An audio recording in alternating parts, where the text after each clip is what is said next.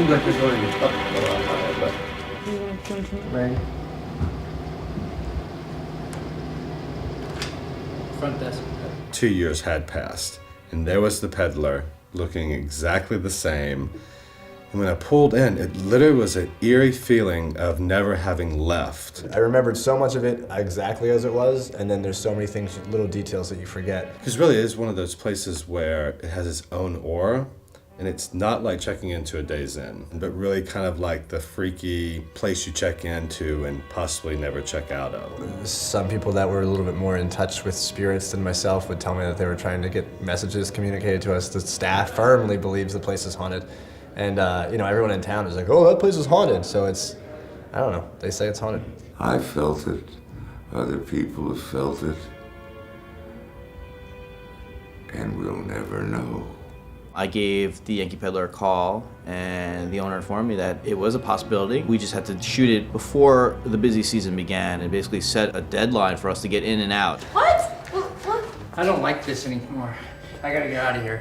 What are you talking about? We just made physical contact. Why are you freaking out? I just don't want to be here anymore. That's it. Ty was attracted to this location because he knew it, so he could write for the location, which I think made it just such a great contained project. I wrote it really quickly, and I thought if we just called the peddler and they said yes, we could make this movie. If the peddler said no, we might as well burn the script because there would be no movie if we didn't shoot it here because it was so specific to this place. Geography is so important to Ty in a film. It's not just about like, oh, let's find the right room. It's really about how the spaces connect. He's gonna pick what space works best for him, and then we're gonna work around that. The cast and crew actually stayed in the hotel.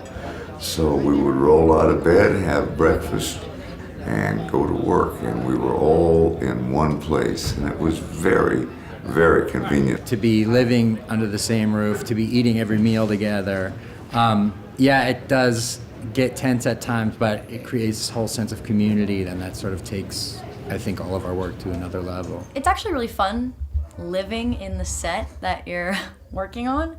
It's kind of like we all live in a frat house, and then we all go downstairs to the lobby to work. But it's really convenient because I wake up 10 minutes before my call time and then walk downstairs, and then I'm already there. Oh my God! You bastard! I got up at 5:30 this morning to walk my dog, and there were people still up drinking in the lobby and playing the piano. I don't have that in my life, but I like it. Everybody on this set has dogs. It's a very dog-friendly set, and they're all boys, which is weird. This is my dog, Balls. Kelly has Buddha. Buddha and Balls really get along pretty well. They play on the porch sometimes.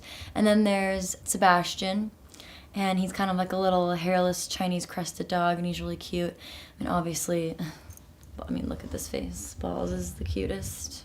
I play Claire, and she's the other innkeeper at the Yankee Peddler. Kind of nerdy, kind of funny, really into the whole ghost thing with Luke, catching the ghosts on tape, making a website about catching ghosts. And yeah, her and Luke are just kind of working at the inn, being kind of dorks.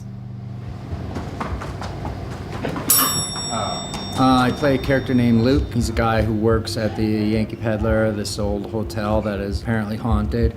And he's probably too old to be working at this job still, and he's probably a little too lazy to get a real job. And he's very much interested in the occult. I don't know how much he believes in it, but he's very much into the idea of this sort of a younger woman who captures his attention, who is into the idea of the occult and into the idea of the haunting, and that certainly gets him really excited about it. What the F, man? Dude. I still have like 2 hours. Dude, okay, you gotta listen to this. Okay, the piano's playing by itself. I think it was her. As soon as someone yells, camera's rolling, and action. Action! Everyone just totally freezes and is absolutely quiet and completely reverent about what's happening on screen.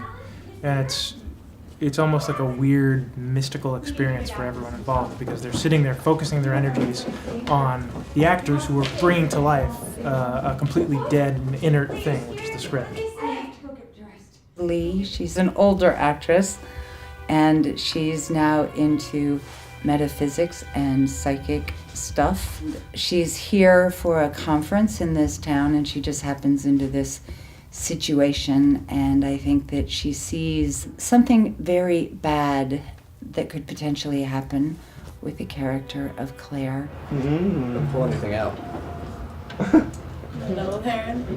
Well, my character, the old man, is kind of a mystery man. He's a widower who has come back to this establishment in the same room where he has spent his honeymoon. So it's a bittersweet return for him.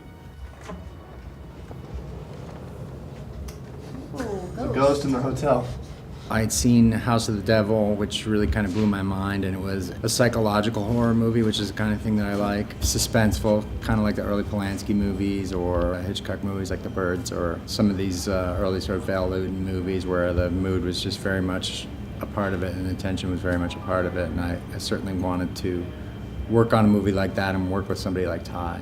He really knows how to communicate with actors and get his point across, and I feel like he really knows what he wants, and he, at the same time, makes the set really fun and relaxed.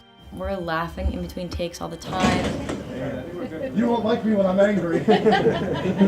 He's very good at horror, but I think he has other stories in his head, so I think it's nice that this will start out like a dorky romance and then slowly torque into something that I think will be haunting. A lot of Ty's movies are based or inspired by true events, and so it was fun to have another one in that theme where, like, here's a hotel that has an actual lore being haunted. I just sort of logged it in my head, and I figured maybe one day we'd come back here. And there's no more ideas left other than a reshoot.